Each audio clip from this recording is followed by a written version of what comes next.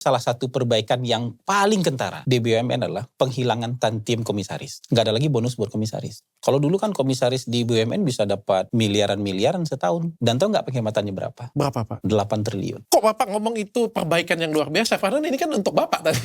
Loh iya, Pertamina bukan BUMN rugi. Pertamina itu penyetor dividen terbesar buat negara.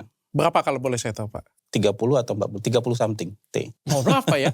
Kalau di logik saya, Pak, kita pegang Pertamina. Bahan bakar, permintaan banyak sekali, semua Indonesia. Logika saya, Pak, nggak mungkin untungnya cuma 40 triliun, Pak. Sempat heboh ada pernyataan Pak Hasan teror kepala babi. Kenapa, Pak? 2016 tuh pernah jadi covernya Tempo. Dan dia tuh sepanjang masa penulisan itu nyamar jadi penyidik KPK, telepon-telepon anggota saya. Nggak lama dia tulis. Saya bilang drama sekali sih ini gitu. Dia tuh tulisan dari awal sampai akhir salah semua.